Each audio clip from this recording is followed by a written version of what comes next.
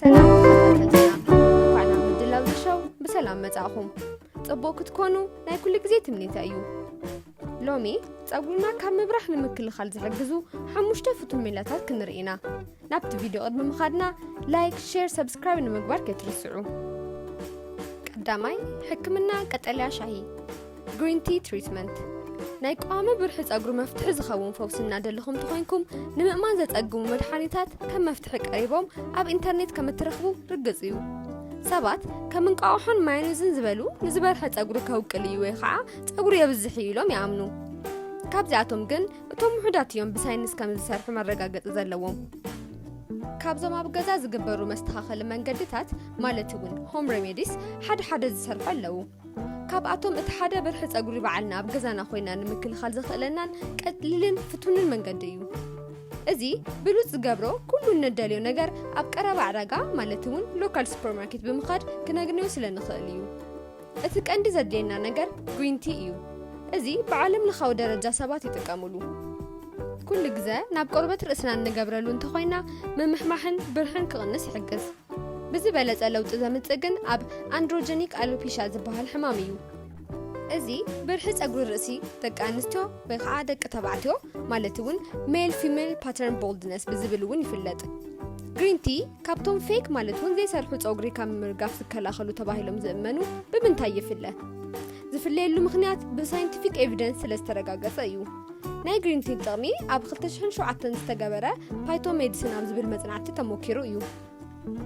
ከም መብዛሕትና ሰባት ድማ ግሪን ቲ ይሰርሕ ዶስ ኣይሰርሕን ዝብል ጥርጣረ ነይርዎም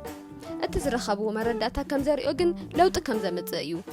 ነቲ ሕማም ኣብ ሓፂር ግዜ ዘጥፍእ ዋላ እኳ እንተዘይኮነ ቆርበት ርእስና ይምግቦ እሞ ናይ ጸጉሪ ምምሕማሕ ክቕንስ ብምግባር ሓድሽ ጸጉሪ ከውቅል ይሕግዝ እዚ ካብ በልና ከመይ ጌርና ንጥቀመሉ ኢልኩም ሓቲትኩም ትኾኑ ኢኹም ምግባር ዘድልየኩም ክልተ ንጽል ግሪን ቲ ከረጢት ከም ካሊእ ግዜ ምፍላሕ ኣብ ዝሑል ማይ ከዓ ምንዝፍዝፎ ናብ ሩም ቴምፕሬቸር ማለት እውን 20 ካብ 22 ዲግሪ ሴልሺየስ ምስተመለሰ እቲ ኣብ ከረጢት ዘሎ ግሪን ቲ ቀጥታ ናብ ቆርበት ርእስና ንለኽዮ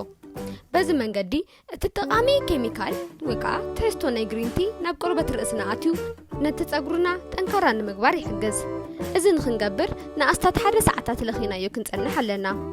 ድሕሪኡ ድማ ጸጉርና ተሓፂብና ነድርቆ ዝበለጸ ለውጢ ንምርኣይ ንሓደ እስካብ 2 ሰሙን ብምድግጋም ክንጥቀመሉ ኣለና ብዙሕ ዝበለ ግዜ ክወስድ ይኽእል እዩ ድሕሪ ግዜ ግን ጸጉርና ናበዝሕን ናነውሕን ንክኸይድ ይገብሮ ካልኣይ ቆርበት ርእስና ምህዳስ rejuvenating our scalp መብዛሕትኦም ናይ ጥዕና በዓል ሞያታት ንጸጉሪ ምምሕማሕ ከም መፍትሒ ዘቐምጥዎም ፍሉይ ዝበሉ ማለት እውን ስፔሻል ሻምፖ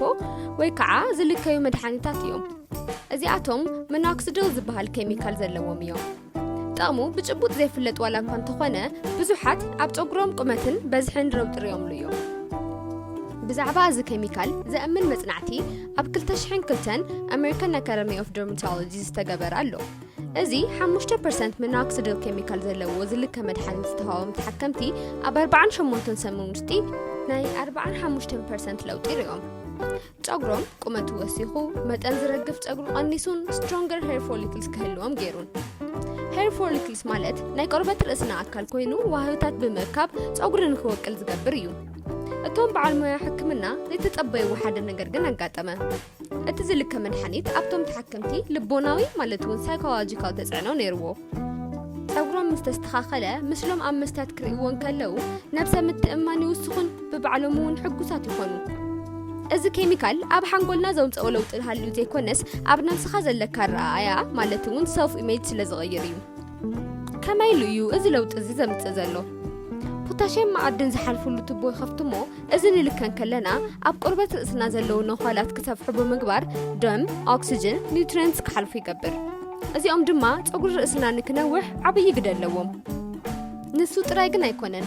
2019 ኣብ ኢንተርናሽናል ጆርናል ኦፍ ትሪኮሎጂ ዝተገበረ መጽናዕቲ ሚኖክሲዲል ናይ ጸጉርና ሄር ፎሊክልስ ከመይ ከም ዝዓብዩ ማለት እውን ደረጃ ዕቤቶም ይቕይር ይብል መብዛሕትኡ ሰብ ጸጉሪ 3 ደረጃ ዕቤት ከም ዘለዎ አይፈልጥን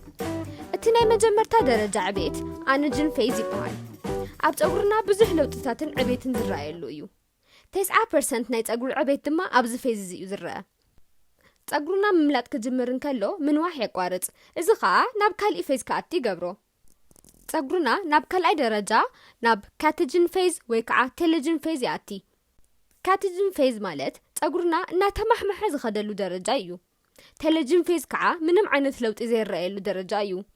ኣብ ክልቲኦም ግን ንእሽተይ ወይ ምንም ዓይነት ናይ ፀጉር ምንዋሕ ኣይረኣይን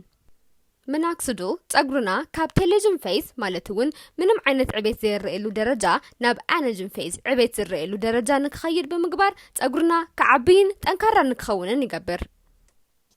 ሳልሳይ ሶፍት ዋተር ተጠቒምካ ነብስኻ ምሕፃብ ሶፍት ዋተር ማለት ዝተሓተ መጠን ካልሽየምን ማግኒዥየምን ዘለዎ ብተፈጥሮ ዝርከብ ማይ እዩ ሃርድ ዋተር ማለት ከዓ ከም ኣብ ውሕጅ ማይ ዝርከብ ኮይኑ ዝለዓለ ናይ ካልሽየምን ማግኒዥየምን ማዕድን ትሕዝቶ ዘለዎ እዩ ንጎ ተላዕልካ ብውዑይ ሻወር ከም ነብስኻ ምሕፃብ ደስ ዘብል ነገር የለን 2018 ኣብ ኢንተርናሽናል ጆርናል ኦፍ ቴክኖሎጂ ናይ ፀጉሪ ጥንካረ ኣብ ሶፍት ኤንድ ሃርድ ዋተር ዝብል መጽናዕቲ ተኻይዱ ሃርድ ዋተር ንፀጉሪ ጥንካረ ይጎድኦዶ ዝብል ንምፍላጥ ኣብ ዝገበርዎ መጽናዕቲ እወ ዝብል መልሲ እዮም ረኺቦም ንብዙሕ ግዜ ንሃርድ ዋተር ሰቓልዐ ፀጉሪ ደካማን ብቐሊሉ ዝጉዳእን ኮይኑ ተገንዩ ንዝተሓተ ተንሳይል ስትሬንግ ዘለዎ ፀጉሪ ማለት እውን ሓደ ንፅል ፀጉሪ ክሕዞ ዝኽእል ክብደት ካብ ግዜ ናብ ግዜ እናተማሕመሐን እናረገፈን ይኸይድ እዚ ድማ በራሕ ናይ ምዃን ዕድልካ እውን ይውስኽ እዚ ንምስትኽኻል ፀጉርና ተሸፊና ሻወር ብምግባር ካብ ሃርድ ዋተር ንከላኸሎ ንኽእል ኢና ራብዓይ ጭንቀት ዝቕንሱ መንገድታት ስትረስ ሪዳክሽን ታክቲክስ ጭንቀትን ፀጉርን ብሓደ ዘይኸዱ ነገራት እዮም ከም ላፃይቶ ዝበሉ ናይ ፀጉሪ ምምላጥ ብጭንቂ ዝለዓሉ እዮም ንኡ እዩ ድማ ጭንቀት ዘወግዱ ሜላታት ክንጥቀም ከለና ኣብ ፀጉርና ቁመት ለውጢ ንርኢ ሜዲቴሽን ካብኣቶም ሓደ እንትኸውን 2006 ኣብ ኣሜሪካን ሳይኮሎጂካል ኣሶሲዬሽን ዝተገበረ መጽናዕቲ ሜዲቴሽን ኣብ ህይወትና ዘጋጥሙና ጭንቀት ንምቁፅጻርን ድሕሪ ዘጨንቕ ተጓንፎ ምስ ኣጋጠመና ንረጋገአሉ መንገድን እዩን ይብል እዚ 10 እስካብ 20 ደቂቕ ንመዓልቲ ብምስራሕ ጭንቀትና ይረስዐና ሰልፍ ኮንትሮል ማለት እውን ንባዕልና ክንቆፃፀር ይገብርን ምርብባሽ ክንቕንስን ይሕግዝ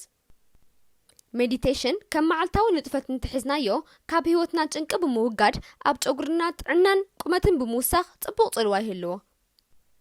ሓምሻይ ጭዋዳታትና ምፍትሕታሕ መስል ሪላክሴሽን ሜዲቴሽን ንዓኹም ዘይከውን ወይ ከዓ ምስ ህይወትኩም ዘይከይድ እንተደኣ ኮይኑ ፕሮግሬሲቭ መስል ሪላክሴሽን ማለት እውን PMR ዝበሃል ሜላ ክትጥቀሙ ትኽእሉ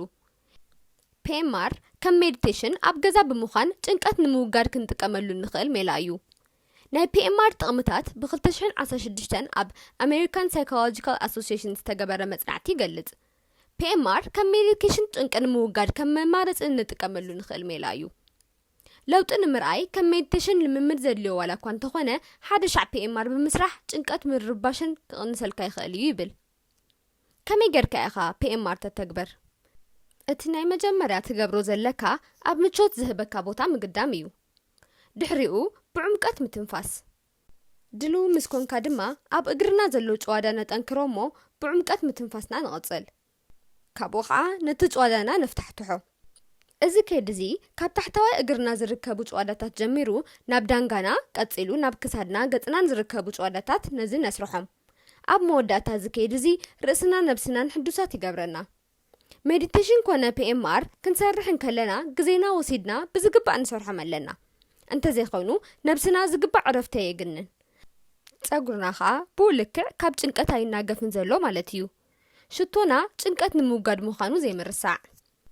እዚኣቶም ንገብር እንተኾይና ቀስ ኢሉ ግን ድማ ብርግፀኝነት ፀጉርና ናብ ናይ ቀደሙ ጽባቐ ክንምልሶ ንኽእል ኢና እምበኣር ተኸታተልትና በቲ ሎማዓንቲ ተቐረብናልኩም ትሕዝቶ ዓጊብኩምን ተሓጒስኩምን ከም እትኾኑ ተስፋ እናገበርኩ ምናልባት ንኻሊእ ክሕግዝ ስለ ዝኽእል ሼር ግበርዎ ካሊእ ካብ ናትና ወፃኢ ርእይቶ እንተሃልዩኩም ኣብ ኮመንት ሴክሽን ኣፍልጡና ክፋል ናይዚ ቤተሰብ ንምዃን ድማ ሰብስክራይብ ግበሩ ካብ ናይ ሎማዓንቲ ዝበሉ መምህርትን ሃነፅትን ዝኾኑ ዛዕባታት ሒዝና ክንመጽ ኢና ናይ ሎማዓንቲ ትሕዝቶና ወዲእና ኣለና ቀጻሊ ብኻልእ ኣርእስቲ እስካብ ንረኸብ ሰናይ ቅንያት ስለምድማፅኩም ይቐኒየለይ